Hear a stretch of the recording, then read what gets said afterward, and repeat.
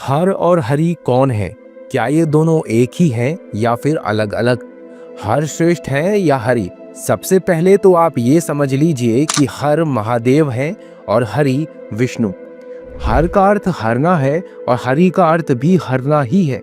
अंतर सिर्फ ये है कि हरि पृथ्वीलोक में जीवित मनुष्यों की दुख और पीड़ाओं को हरते हैं और हर यानी शिव मोह, माया, आकर्षण और इस संपूर्ण जगत से मनुष्य शरीर को हरते हैं। एक दृष्टिकोण ये भी है कि हरि और हर दोनों ही एक दूसरे के पूरक हैं। वास्तव में ये दोनों एक ही प्रकाशपुंज हैं जिसमें संपूर्ण ब्रह्मांड समाया हुआ है। रामचरितमानस की ये पंक्तियां देखिए। शिवद्रोही मम दास कहावा, सो नर सपने हूं मोही ना पावा। मतलब श्री राम कह रहे हैं कि जो शिव का द्रोही है और मेरा भक्त बनने का प्रयास कर रहा है, वो व्यक्ति मुझे सपने में भी प्राप्त नहीं कर सकता।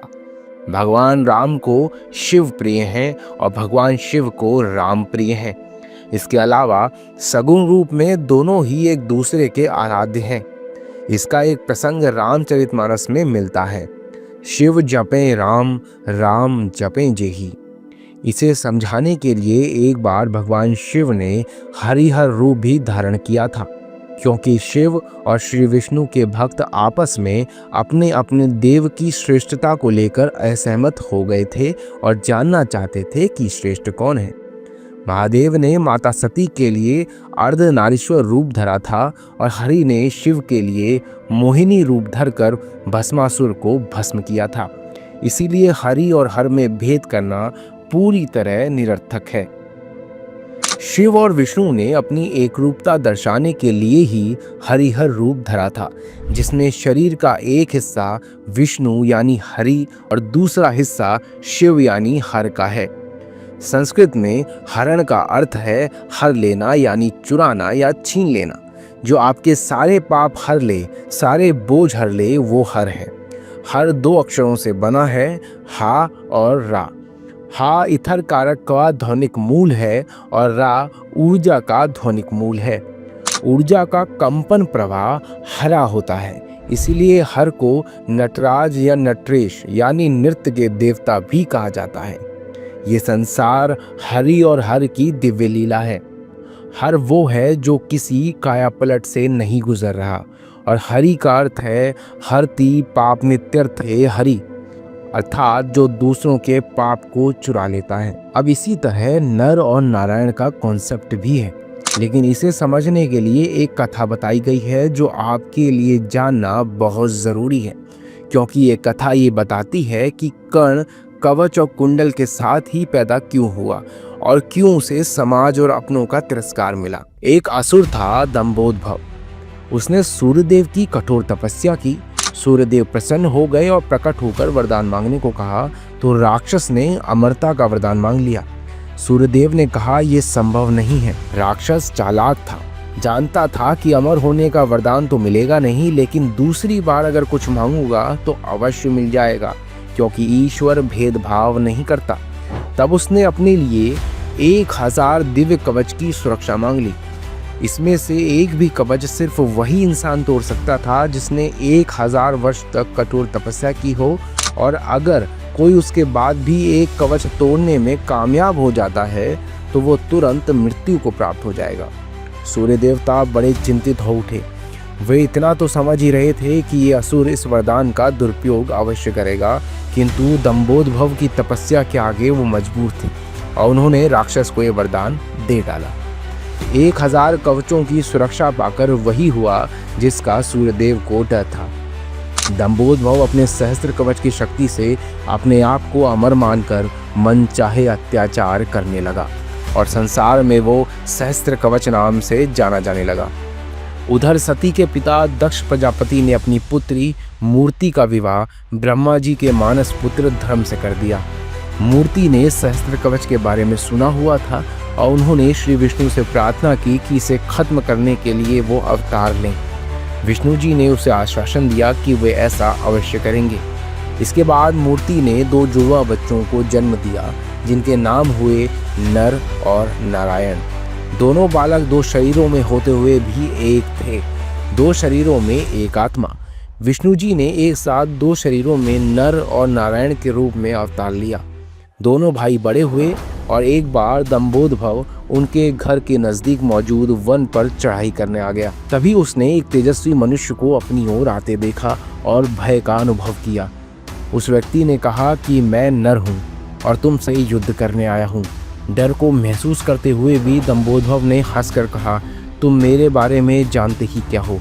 मेरा कवच सिर्फ वही तोड़ सकता है जिसने 1000 वर्षों तक तप किया हो। नर ने हंसकर कहा, मैं और मेरा भाई नारायण एक ही हैं। वह मेरे बदले तप कर रहे हैं और मैं उनके बदले युद्ध कर रहा हूँ। युद्ध शुरू हुआ और सहस्त्र कवच आश्चर्यचकित रह गया। उसने देखा कि नारायण के तप से नर की शक्ति बढ़ती चली जा रही थी। जैसे ही 1000 वर्ष का समय पूर्ण हुआ, नर ने सहस्त्र कवच का एक कवच तोड़ डाला। लेकिन सूर्यदेव के वरदान के अनुसार जैसे ही कवच टूटा, नर की मृत्यु हो गई और वो गिर पड़ा। सहस्त्र कवच ने सोचा कि चलो एक कवच गया, किंतु कवच तोड़ने वाला भी मर गया। तभी अचानक उसने देखा कि नर उसकी ओर दौड़ा चला आ रहा है और वो घबरा गया। अभी तो उसके सामने नर की मृत्यु हुई थी, फिर ये कौन है जो जीवित दौड़ा चला आ रहा है? गौर करने पर उसने देखा कि हूबहू नर जैसा प्रतीत होने वाला ये उसका भाई नारायण है, जो दंभोदभव की तरफ नहीं बल्कि अपने भाई की तरफ आ रहा है। दंभोदभव ने मजाक उड़ाते हुए नारायण से कहा कि तुम्हें अपने भाई को समझाना चाहिए था, इसने अपने प्राण व्यर्थ नहीं गंवा दिए। नारायण शांतिपूर्वक मुस्कुराए। उन्होंने नर के पास बैठकर एक मंत्र पढ़ा और उस मंत्र की शक्ति से नर जीवित हो उठा। दंभोदभव समझ चुका था कि 1000 वर्ष तक शिव जी की तपस्या करने से नारायण को महामृत्युंजय मंत्र की सिद्धि हो गई है, जिससे उसने अपने भाई को दोबारा जीवित कर दिया है। अब इस बार नारायण ने दंभोदभव को ललकारा और नर तपस्या में बैठ गया। 1000 साल के युद्ध और तपस्या के बाद फिर एक कवच टूटा और नारायण की मृत्यु हो गई। फिर नर ने आकर नारायण को पुनर्जीवित कर दिया और ये चक्र यूं ही चलता रहा। इस तरह 999 बार युद्ध हुआ। एक भाई युद्ध करता और दूसरा तपस्या। जब 999 कवच टूट गए तो सहस्त्र कवच समझ गया कि अब मेरी मृत्यु निश्चित है। उसने युद्ध त्याग दिया। वो सूर्यलोक की ओर दौड़ा और सूर्यदेव की शरण में जा बसा। शरण में आए हुए की मृत्यु नहीं की जा सकती, ये वो जानता था। नर और नारायण उसका पीछा करते वहां आए और सूर्यदेव से उसे सौंपने को कहा, किंतु अपने भक्त को सौंपने पर सूर्यदेव राजी नहीं हुए। नारायण और नर दोनों तब तक सिद्ध पुरुष हो चुके थे और महादेव की सिद्धि प्राप्त कर चुके थे। नारायण ने अपने कमंडल से जल लेकर सूर्यदेव को श्राप दे दिया कि आप इस असुर को उसके कर्मफल से बचाने का प्रयास कर रहे हैं, इसीलिए आप भी इसके पापों में भागीदार हैं और अब आप भी इसके साथ कर्मफल भोगने के लिए भागीदार होंगे। इसके साथ ही त्रेता युग समाप्त हुआ और द्वापर युग की शुरुआत हुई। कुछ समय बाद कुंती ने अपने वरदान को जांचने के लिए सूर्यदेव का आह्वान किया और कर्ण का जन्म हुआ, ये सभी जानते हैं। लेकिन लोगों को ये ज्ञात नहीं कि कर्ण सिर्फ सूर्यपुत्र नहीं बल्कि उसके भीतर सूर्य और दंभोदभव दोनों हैं। जैसे नर और नारायण में 2 शरीरों में एक आत्मा थी, उसी तरह कर्ण के एक शरीर में 2 आत्माओं का वास था, सूर्य और सहस्त्र कवच। दूसरी ओर नर और नारायण इस बार अर्जुन और कृष्ण के रूप में प्रकट हुए थे। कर्ण के भीतर जो सूर्य का अंश है वही उसे तेजस्वी और वीर बनाता है, जबकि उसके भीतर दंभोदभव के होने से उसे अपने कर्मफल भोगने के लिए अन्याय और अपमान मिलता है और उसे द्रौपदी का अपमान और ऐसे ही अनेक अपकर्म करने को प्रेरित करता है। अगर अर्जुन कर्ण का कवच तोड़ता तो तुरंत ही उसकी मृत्यु हो जाती। इसीलिए इंद्र ने युद्ध से पहले ही कर्ण से कवच मांग लिए थे। कर्ण का जन्म, कवच और कुंडल, अर्जुन और कृष्ण का साथ आना, ये सभी पहले से तय था। वीडियो पसंद आई हो तो लाइक और शेयर ज़रूर करें।